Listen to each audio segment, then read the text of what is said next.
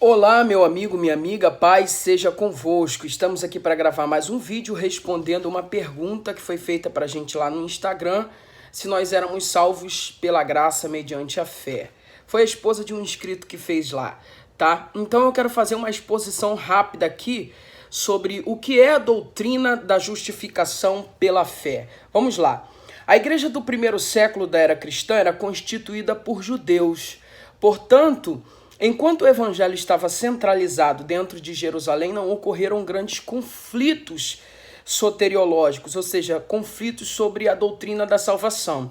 Todavia, quando o evangelho ele ultrapassa as fronteiras culturais, dá-se início a uma grande discussão acerca da salvação. É visível o choque antropológico e cultural que a missão transcultural vai apresentar, tá? Isso tudo é conteúdo de um livro que eu vou lançar. Eu escrevi um TCC sobre o assunto, vou lançar um livro. Dito isto, deste choque cultural e antropológico, vai surgir a seguinte pergunta: a justificação pela fé acontece pelo cumprimento legalista da lei ou pela justificação mediante a fé em Cristo Jesus? E dessa discussão vai surgir as mais brilhantes dissertações acerca da justificação pela fé do apóstolo Paulo nas cartas aos Gálatas e carta aos Romanos. A carta aos Gálatas foi uma carta escrita num contexto de hostilidade, isto é, quando Paulo estava debaixo de opressão e perseguição e a sua autoridade apostólica estava sendo ameaçada pelos judaizantes, tá? Que eram os zelosos da lei, os crentes que ainda estavam enraizados nas práticas judaicas. Já o contexto que circunda a carta aos Romanos é um contexto mais amistoso, portanto, Romanos é mais uma exposição positiva e é uma exposição doutrinária mais positiva da doutrina de Paulo da justificação pela fé, enquanto na carta aos Gálatas seria mais uma defesa do seu apostolado e também uma exposição da sua doutrina, tá? As doutrinas da justificação pela fé, escritas por Paulo, não tensionavam vilipendiar a lei, ou seja, desmerecer a lei, rechaçar a lei. Na verdade, ela mostra a lei como um aio, um tutor, e a graça como um complemento da lei, tá? Dito isto, ainda dentro desse contexto histórico que nasce essa doutrina, o contexto cristão dos apóstolos era judaico, pois os apóstolos estavam centralizados dentro de Jerusalém. Já o contexto cristão de Paulo, ele era mais gentílico, porque o berço espiritual de Paulo é em Antioquia da Síria, ou seja, em um berço totalmente gentil. Paulo, ele era judeu, ele era fariseu e tinha todos os motivos para ser o mais judaizante dos judaizantes, isto é, o mais zeloso da lei de todos os cristãos da sua época. Mas o impacto da graça revelada em Jesus fez Paulo compreender que a salvação não é produto da meritocracia humana, mas da graça e da misericórdia de Deus. Dito isto, a doutrina da justificação pela fé, ela vai destronar a meritocracia humana, a ideia de que eu sou salvo por méritos próprios, e vai exaltar a suficiência de Cristo. Então, Eliardi, se Paulo vem com uma nova doutrina da justificação pela fé, que agora estamos debaixo de uma nova dispensação, a dispensação da graça, a lei ela é inútil? É claro que não, não é isso que o apóstolo Paulo ensinou nem pregou. Na verdade, Paulo disse que a lei serviu de aio. O que é um aio? Um tutor. Essa expressão no grego, aio, é paidagogo, que traz a ideia de um escravo que geralmente se usava no mundo greco-romano. Quando a criança ela atingiu os seus 7 anos de idade, a sua tutela passava para a responsabilidade de um paidagogo. E esse paidagogo era responsável por instruir essa criança até os seus 18 anos de idade. Quando Paulo diz que a lei serviu de aio, ela disse que a lei servia para nos instruir até a nossa maioridade dentro do mundo greco-romano. Essa é a ideia que Paulo vai usar ali quando ele diz que a lei serviu de aio. Assim como um pedagogo era responsável por instruir um menino até ele atingir a maioridade e passá-lo para o seu pai, dando autonomia, liberdade agora ao menino, a lei ela serviu para nos conduzir até o Senhor Jesus Cristo. Então a lei ela não é desprezível para Paulo, ela teve a sua função, ela teve a sua legitimidade, mas ela serviu para nos conduzir até Cristo. Mas Eliardi, quando Paulo disse que Cristo é o fim da lei na carta aos Romanos, na verdade a expressão grega que aparece ali é telos gar nomos Christos. Telos é Cristo, telos gar nomos Cristo é o fim da lei. Só que fim ali no grego é telos, que não traz a ideia de extermínio,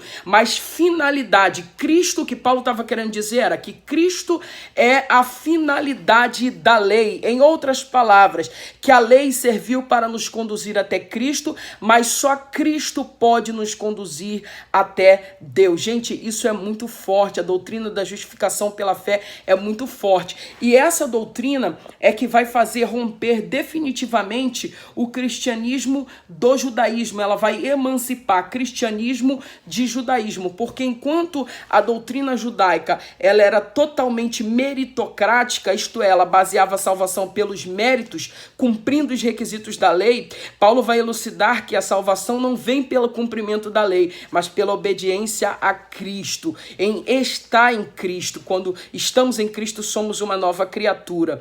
Então, gente, Paulo disse que a gente cumpre a lei quando a gente ama o próximo, resume toda a lei. Quem lembra aqui do que é a lei?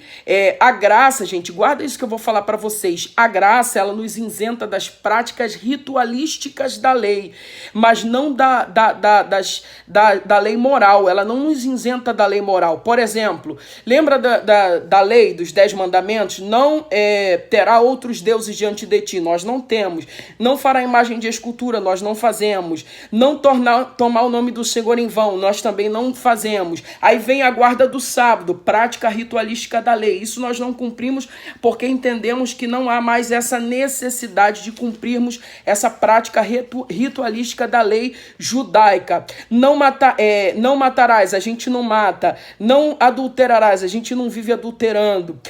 Honrar pai e mãe, nós honramos o nosso pai e nossa mãe. Não furtarás, nós não furtamos. Não dirás falso testemunho contra o seu próximo. Não fazemos, ou pelo menos não deveríamos fazer, né, gente? Porque isso é algo muito sério. Então, na verdade, nós não cumprimos mais as práticas ritualísticas da lei, mas quando nós amamos o próximo, nós resumimos tudo isso numa coisa só. Então, a doutrina da justificação pela fé é isso. Enquanto os judeus, eles defendiam que a salvação é por méritos próprios, por aquilo que eu faço, pelas práticas ritualísticas da lei, Paulo disse, não, gente, salvação é graça, é favor imerecido, é aquilo que nós não fazemos, é aquilo que nós não praticamos, tá bom, gente?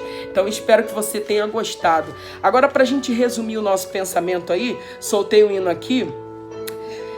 Resumindo, a salvação não é um ato que parte do homem para Deus, tá? Mas de Deus para o homem. Estava Deus em Cristo, reconciliando o mundo consigo mesmo. Logo, nós não somos salvos por aquilo que a gente faz, mas por aquilo que Cristo já fez na cruz do Calvário. E isso, gente, não nos dá autonomia para vivermos de qualquer maneira, para vivermos pecando e fazendo qualquer tipo de coisas. Por que não? Porque a graça que me salvou é a graça que me transforma, tá? A graça que me salvou é a graça que me liberta. Gente, a graça, ela é experimental, só entende ela quem experimentou ela. É algo que a razão humana não consegue entender, tá? Enquanto a lei, ela revela a justiça de Deus e suas justas exigências, a graça revela o seu amor e a sua misericórdia. Enquanto a lei dizia pague tudo, a graça diz já está tudo pago. Enquanto a lei representava uma obra a fazer, a graça ela revela uma obra consumada. Enquanto a lei restringe as ações, a graça transforma a natureza. Enquanto a lei condena, a graça justifica. Enquanto debaixo da lei o homem é escravo, debaixo da graça ele é livre. A lei aponta o caráter do pecado e denuncia o mesmo. A graça, ela aponta o pagamento pela dívida do pecado. Oh, aleluia, eu sinto a presença de Deus quando eu falo isso.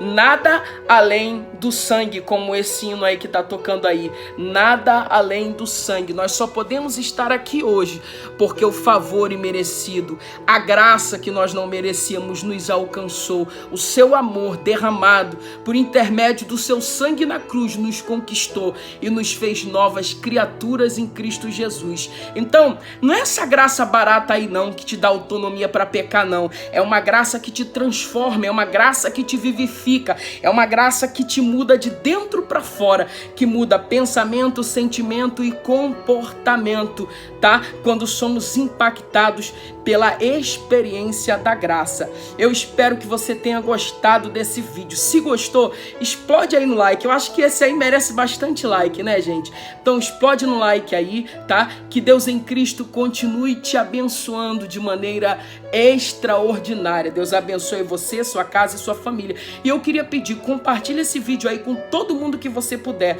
porque o assunto da graça merece ser compartilhado, tá? Deixa o teu like. Você que ainda não é inscrito, se inscreva no nosso canal e ative o sino para receber notificações. Que Deus te abençoe tremendamente.